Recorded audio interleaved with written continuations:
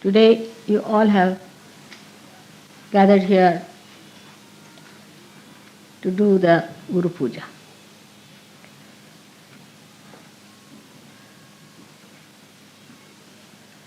Your Guru is a mother first and then a Guru. And that has given me a greater help. We have had before also many Guru Pujas, mostly in England.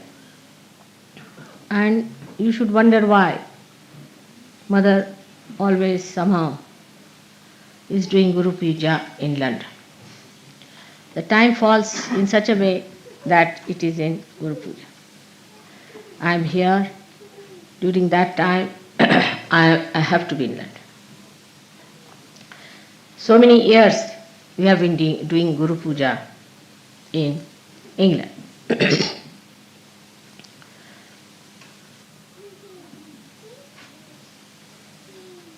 All things happen if according to Rutambhara Pragya, then there must be some reason why Mother is here in England for a Guru Puja. It is stated in the Puranas that the Adi Guru Dattatreya worshipped Mother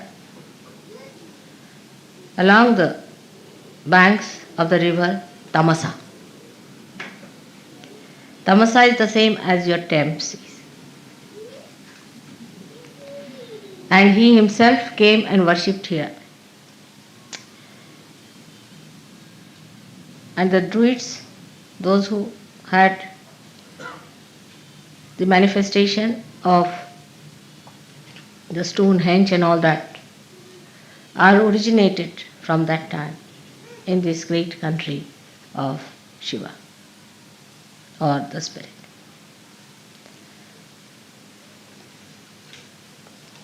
So the Spirit resides here as in the heart of human beings, and the Sahasrara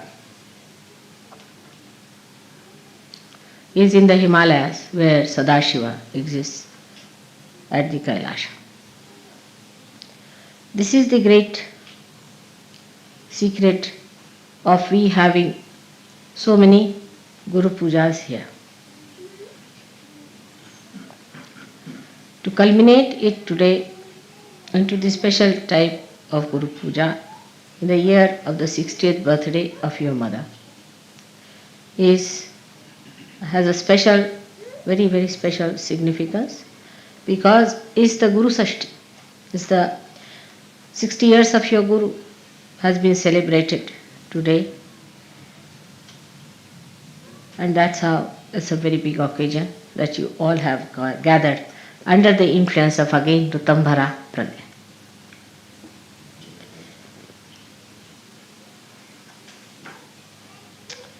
So all that has happened by the nature's own gift to you. And everything has worked out so well because that was the desire of the divine and the design of the divine. So the river Thames, which we call her as Thames, you see English have a method of making everything English. Like Bombay they made it, Mumbai was Bombay. You see, like Calcutta, like all other words were like that. Like Varanasi was made into Banaras. River Thames, which was really Tamsa, was called as Thames. Now from the name Tamsa, one should know that is a place of Tamoguna.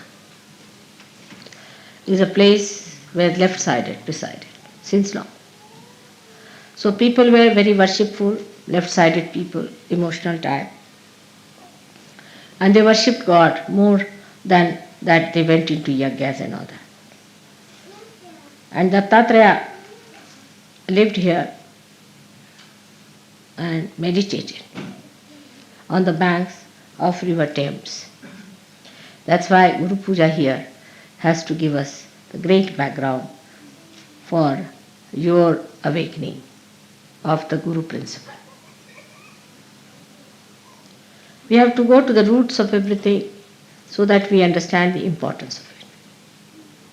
Unless until you know the roots and the traditions behind, you cannot understand the depth, the gravity, the intensity of any puja. Today we have gathered here to do the Guru Puja. Again, the reason is we have got a Guru principle within ourselves, as I told you last time. And also I have given elaborately the 10 commandments as expressed within us, which are describing the different types of essences within us.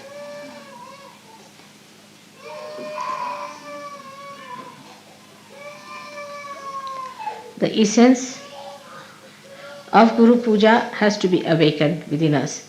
That's how we are having this program here.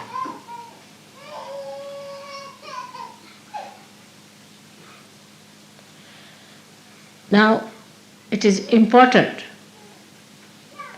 that we have to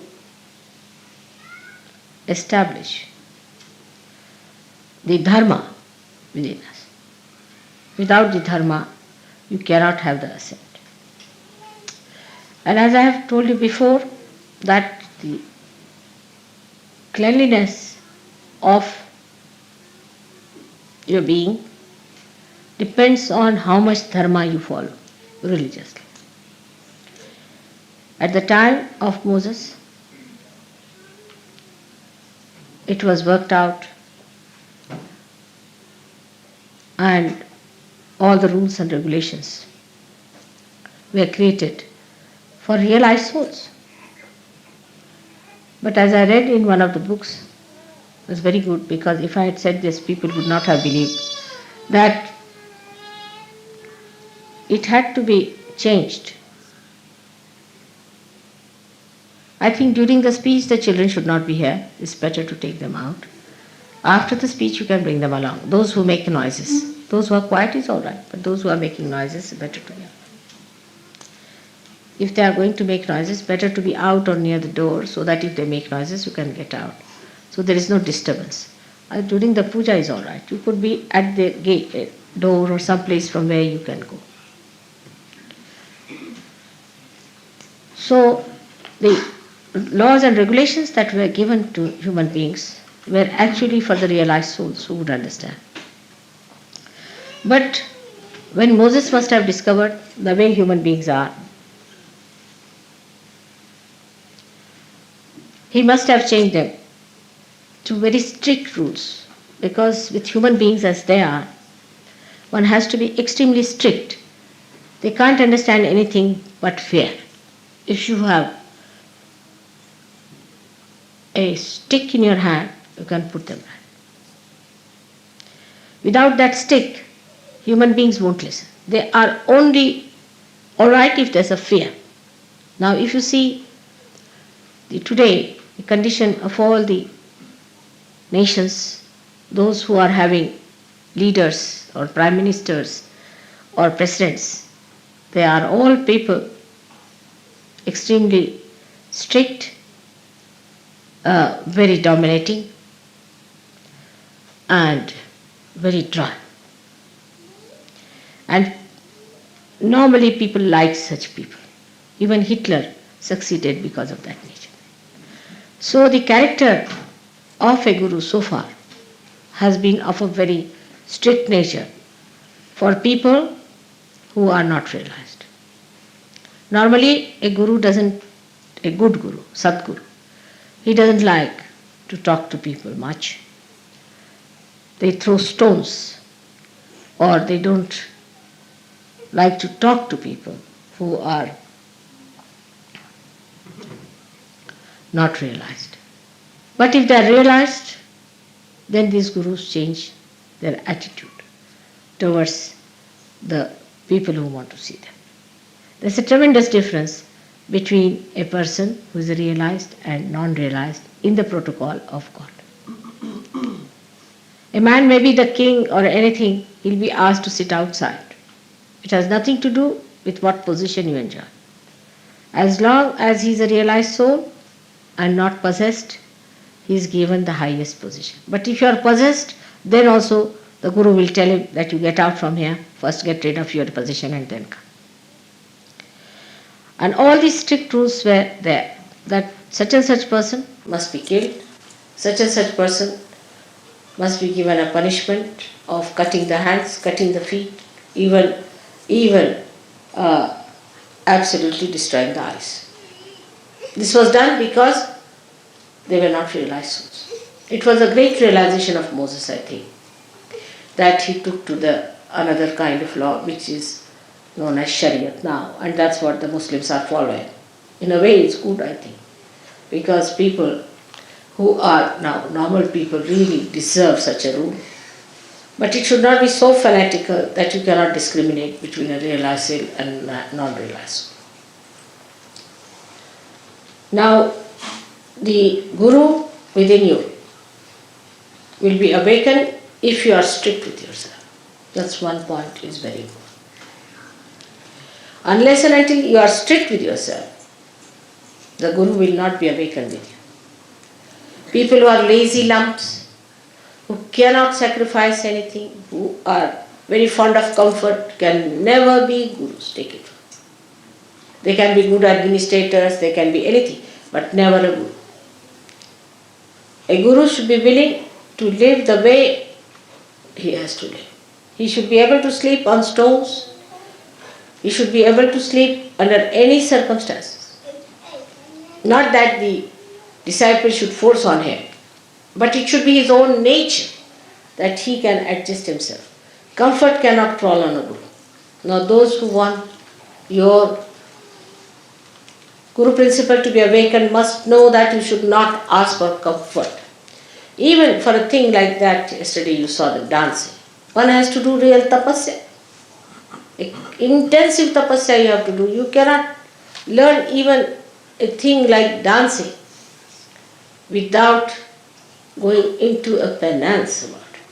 So a Guru has to go through a penance, is important.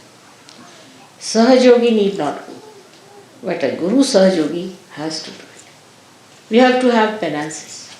And the penance can be any kind of desire you have. Say, supposing you are very fond of food. Just don't eat the food that you want to eat.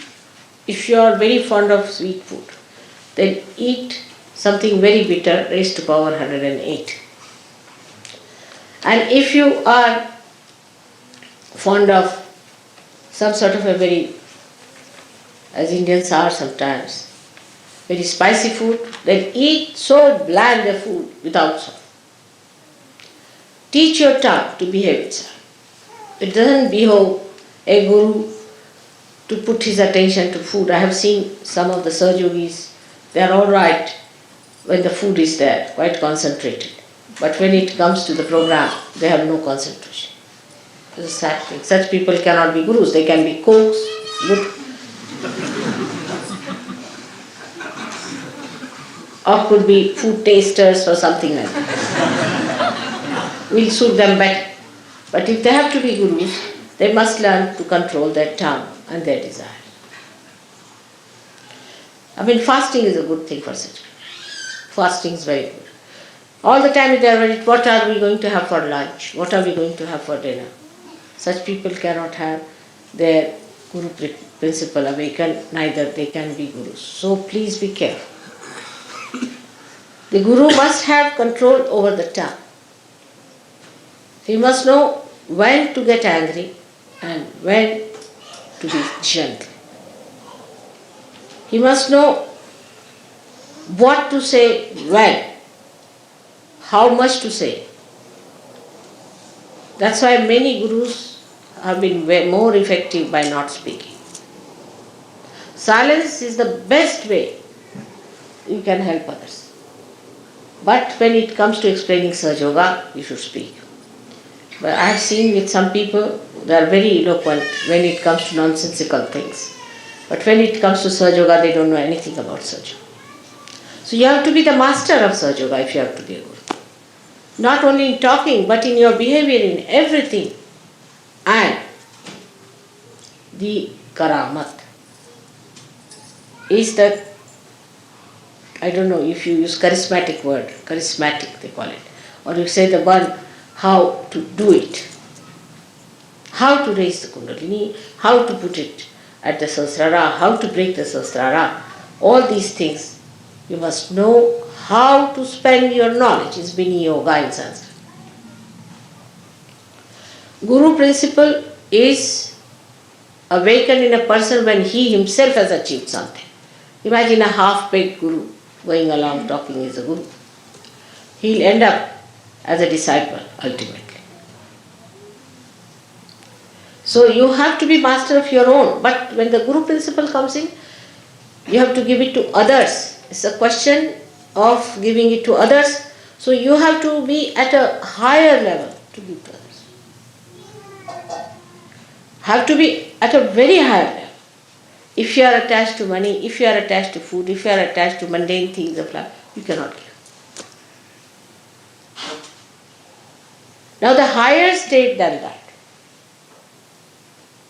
can be achieved, which is natural in me, but can be achieved, is that you don't have to have any dependence like that any rules and regulations. Like saying that I will have no worry about food, I should fast, this, that. It all ends up when you eat but don't eat. That state one should have. That you are eating the food, and if you ask, did you have your lunch? I don't know. Will you have your lunch? I don't know. Absolutely indifferent to the problems of the body. Where did you sleep? I don't know. What did you eat? What will you have? I don't know. This kind of a state is called the Atita state, where you go beyond. And whatever you do, you are doing it because it is to be done without paying any attention to it. It's automatic. Nothing is important. But this is, before becoming Atita, you have to tell yourself, nothing is important. You see, is a avirbhava, as they call it, is a kind of a drama you have to put in. Oh, nothing is important, this carpet is not important, I should try to sleep on the cement. First you have to do that. But after some time, it happens that you don't remember whether you slept on the cement or on a cot. Where did I sleep? I don't know.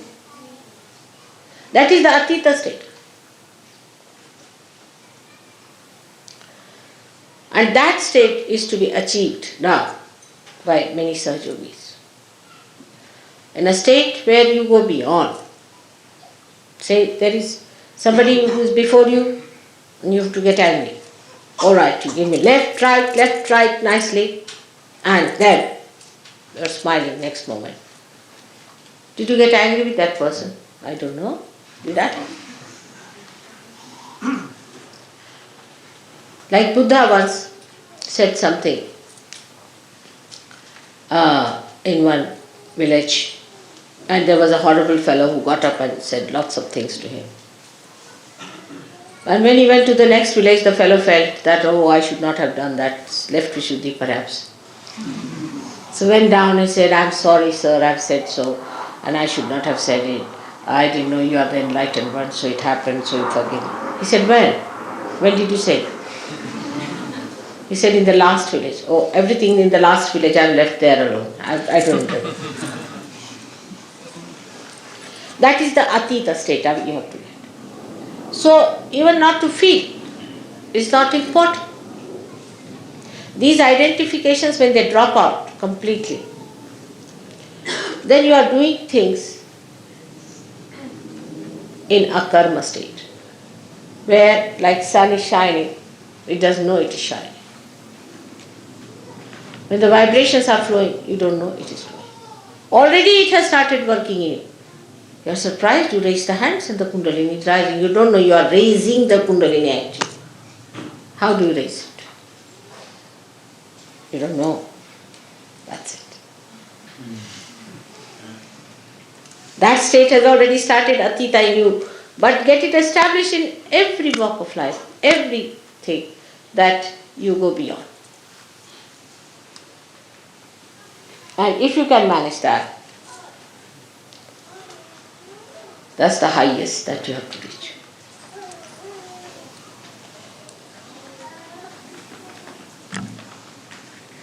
Now, with the incarnations, it's very different.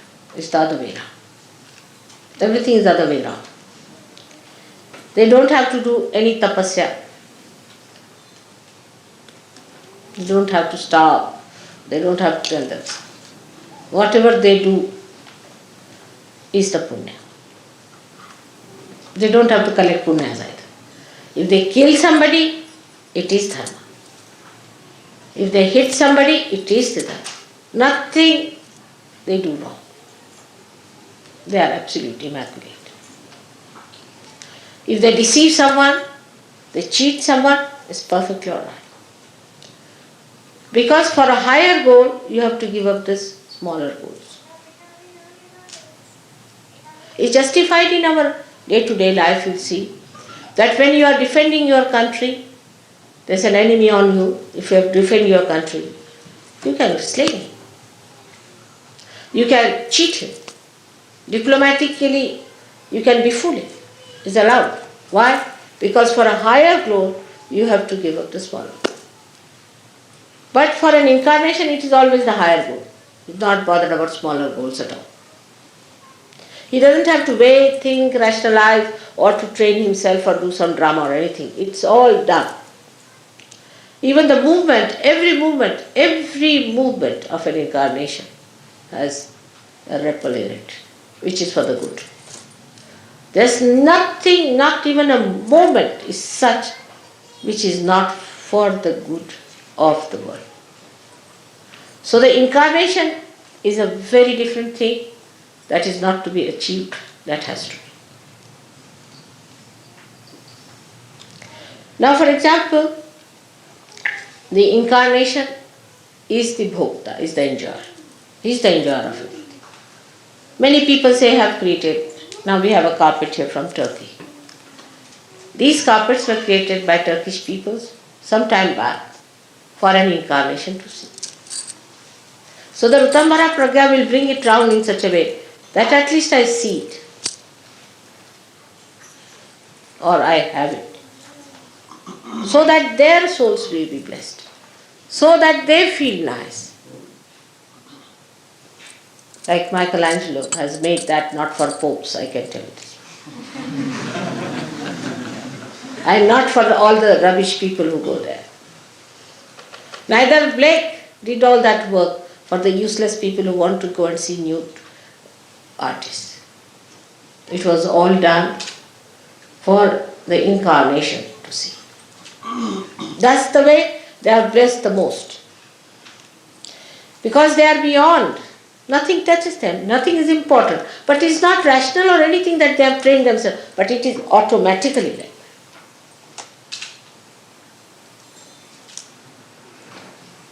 Like Sri Krishna had to marry 16,000 women. Can you imagine? In those days of monogamy, he would be prosecuted 100 times. The reason was he has 16,000 powers. And he was to be born with those 16,000 powers on this earth. And 5 elements became his queens. He had to do some justification to have them around. And as I have now Sahajyogis whom I have given realization. So automatically I am your mother is established. But for him there was no way out but to marry his 16,000 powers. Also he married, but he was never married. He was a bachelor out and out all his life. Because he's Yogeshwara and he's a brahmachari. Who can marry him? So for them, all these worldly things are just a drama, has no meaning at all. It's just a drama. A person who is not an incarnation should not try to be. That's not the right of a human being. Like a policeman standing on the road, if he puts his hands right, left, we follow it. But you are some madman to go and stand there, he'll be arrested.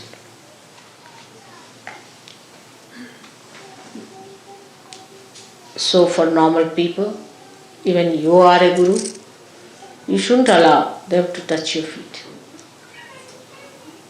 Only an incarnation's feet must be touched. And nobody else's feet must be touched. Of course, in Samayachar, like as we have in India the custom to touch the feet of the father, but because the father is a representative of the father in you, that's what the mother. But that's symbolic. But in reality, you are not to surrender yourself to anybody else but to an incarnation.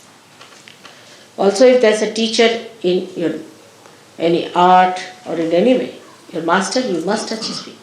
Even to take his name, you have to pull your ears.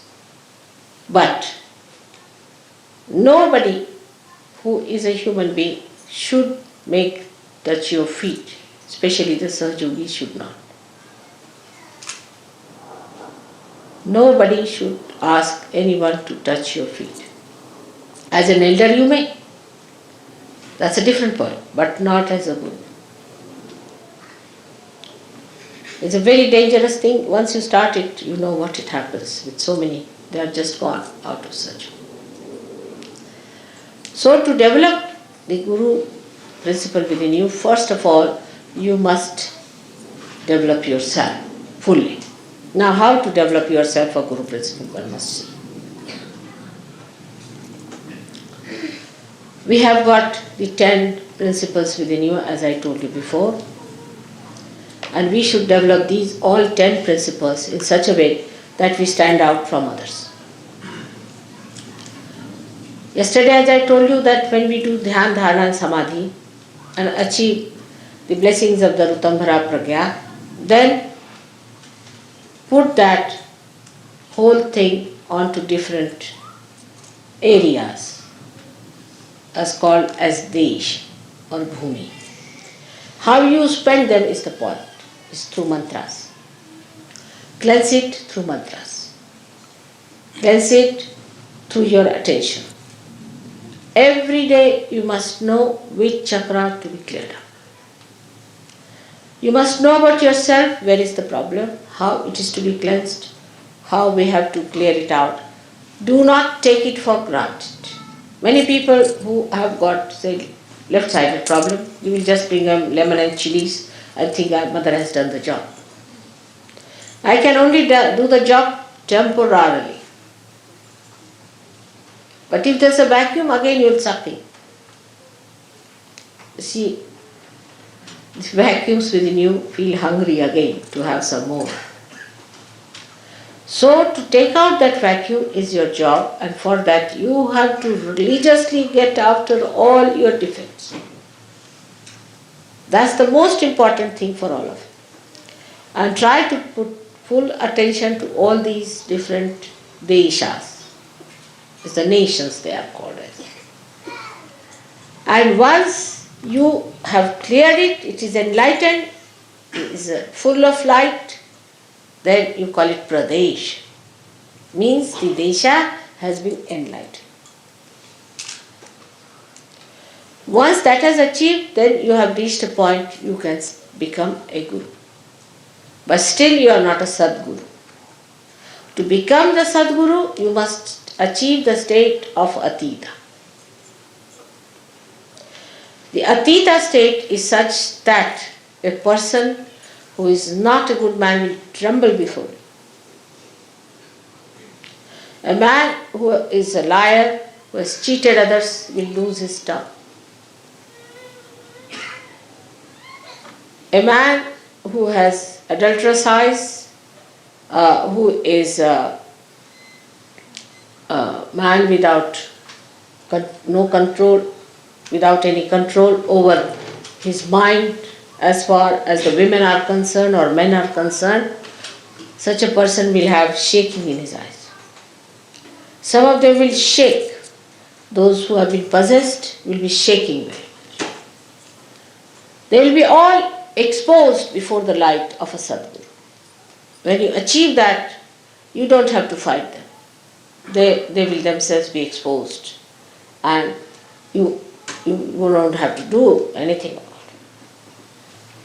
One day I was told that there is a servant, lady servant, who is a very possessed person in the family. So I said, get rid of her. I went to the airport. On my way, I stopped at that house. And the maid servant just walked in, you see. And there was a big gutter flowing. I mean, not a gutter, but an open sort of a thing. And she saw me and she fell in that. I said, oh God. So I told the driver to take the car a little ahead. And she fell in. It happens. I was traveling by plane one day, and a gentleman in front started just jumping. So a Sahajyogi asked, are you from TM? He said, how do you know? He said, we know. So I sat back. It may be they may all have, a day may come when they might start jumping like that. Or a pilot might start jumping. It's a big problem for me.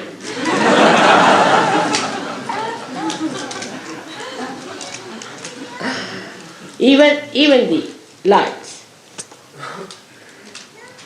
You enter into any church and suddenly you find all the lights going up like this.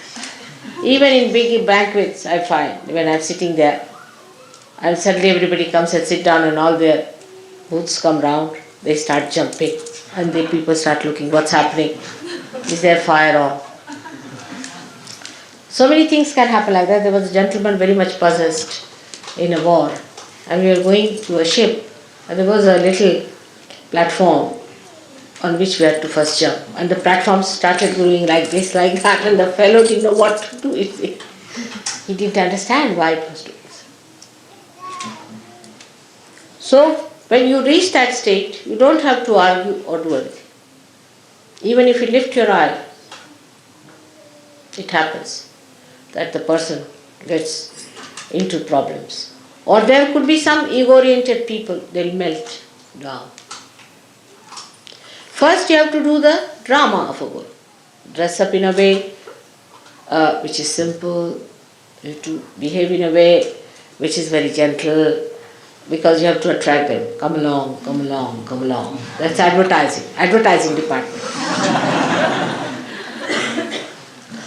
And once it is done, that drama is done, it can be exposed very soon. They will find you out that you are no good. You are just a dramatist. Once that drama has been done, then very cleverly you can bring out your real self before them. So first you don't show them that you are a real hard taskmaster. Never. First use all your sweet qualities.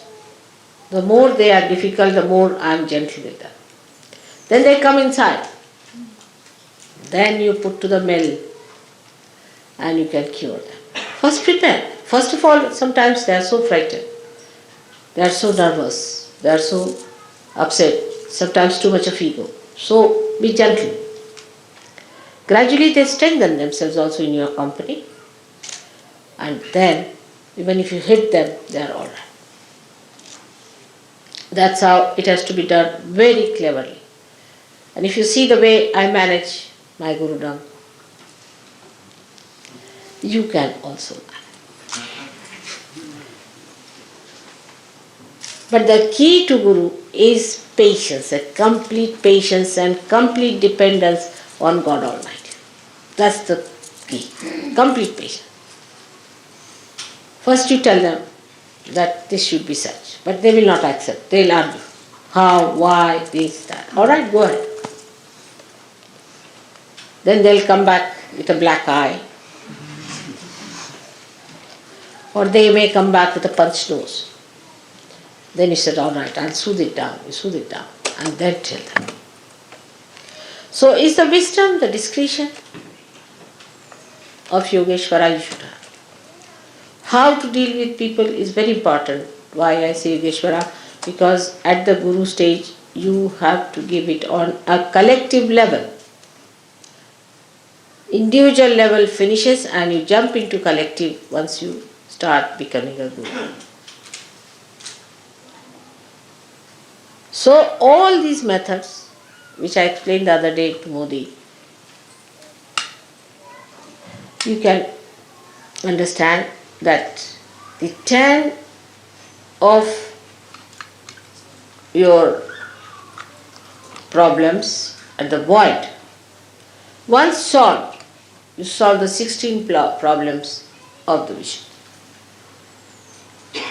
And once 16 problems are crossed, you come to Agya. And at the Agya chakra, there is such a tremendous sacrifice without feeling the sacrifice is awaiting. And one has to see what you can sacrifice in that Atita state, because you don't sacrifice anything. Everything is already sacrificed. What is there to sacrifice? And such a state should be achieved by realizing that you are realized souls, you are not ordinary people. And you cannot have ordinary, mundane types of rules and regulations. Like yama niyama. The niyamas are for yourself, yamas for others. Nothing. There should be absolute truth with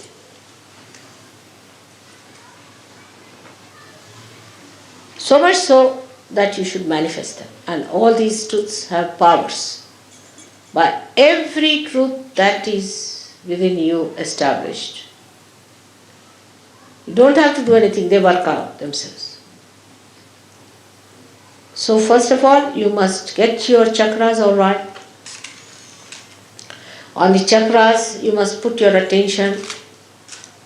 After the samadhi state, you will start opening them out properly. Clear them out. Know what are the chakras that are bad. I've seen people who have very bad few chakras and many good chakras, but they will be only enjoying the good chakras and will not worry about the bad ones. Pay attention to your bad chakras. Cleanse them, cleanse them. Put all your attention to that. Put the attention of the God, of the deity whom you worship.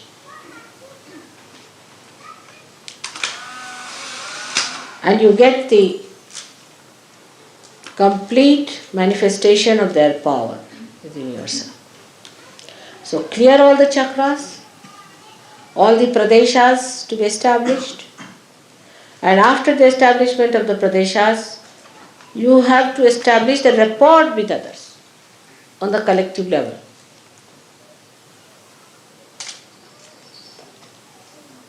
Then a state where you become a complete spirit at Agya chakra. It's a easiest in Sahajyoga, and I have told you the reason, because you are such fortunate people.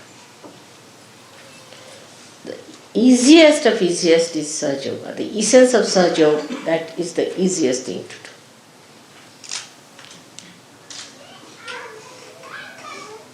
And that is why you should take full advantage of that easiest method made easy. Absolutely for you. This is the blessing of Guru Puja for you. That you all should become gurus by next year. Just you have to dedicate and say today in your heart to promise me, in your heart that Mother, not we'll try but we will be. And thrice you should say we will be, we will be.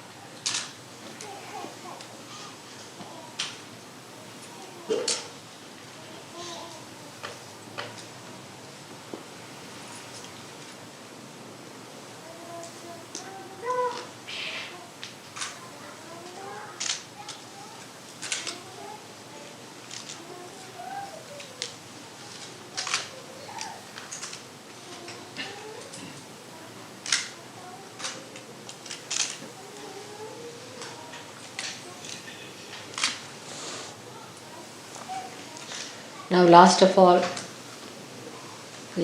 I want to tell you that now I have completed my 60th year. And no more celebrations of my birthday. This is the last. Please remember this. I have accepted whatever you said because of 60th birthday is very auspicious. After this, no more celebration of my 60th birthday.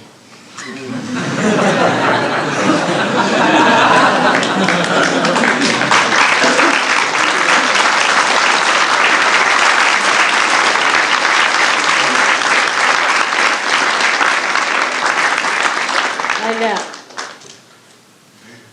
you have already thought of giving me some present from all Europeans.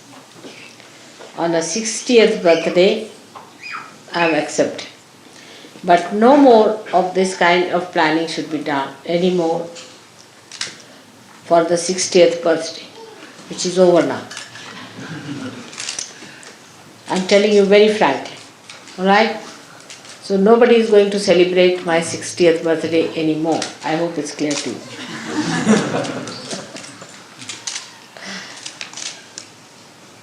So, the protocol of the Guru and the Mother is to be understood in Sahajyoga mostly by experiencing. But that doesn't mean that you go out of the way to experience the other side of it. By being protocolish more and more, you'll find you'll receive much more help.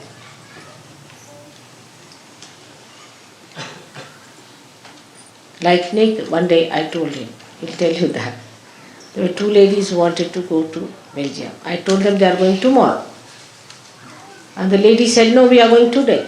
He said, the mother has said that you are going tomorrow, so you'll go tomorrow, whatever it is. They said, no, we are going today. How is it mother has said that we are going tomorrow? I said, but he said it. They wouldn't listen. So we sent them to the airport. And they found they had to go next day.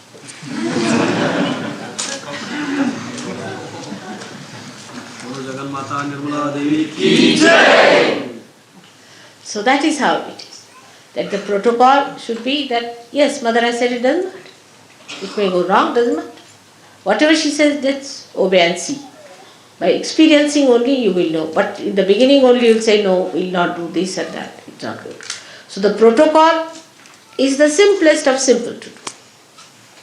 So that's the essence of Sahajyoga. The simplest of the simple is the protocol. If you understand the protocol, you don't have to do anything. You will grow by it automatically.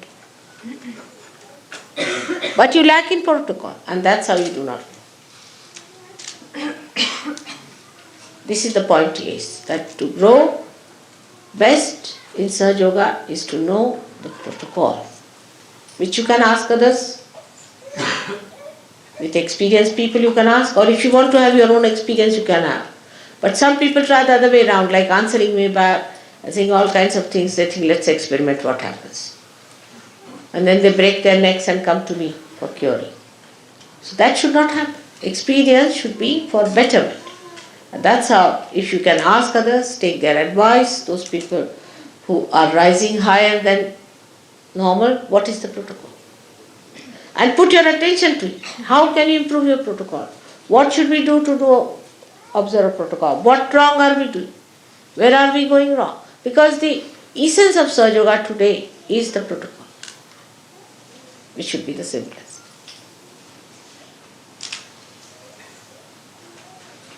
Should be the simplest thing to do. And once you know the protocol, that if she has said it, if it is meant, then it's all right. But some people are so funny that they start using me as a quotation. Mother has said, everybody must fast. I told somebody that you better fast. So a thin man comes next day fainting. I said, what happened?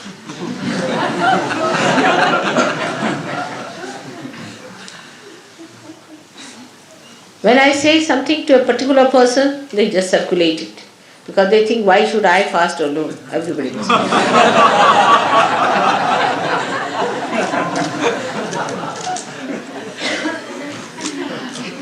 It's a big problem that they always quote me. Nobody is to quote me to others.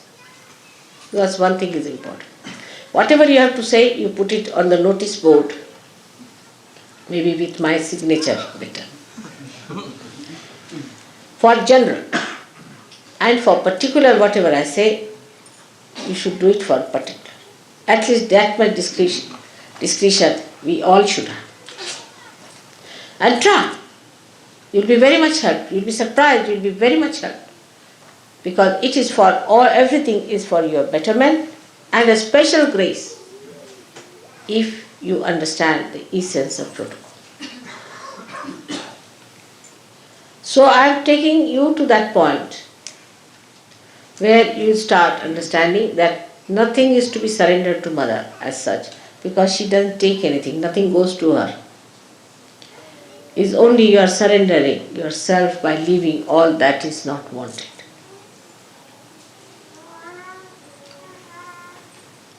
It's a very beautifying process which one should take. You all have come up so much and you have to go very much further. I am sure you will go ahead and will become great gurus as you have promised. Today, by next year.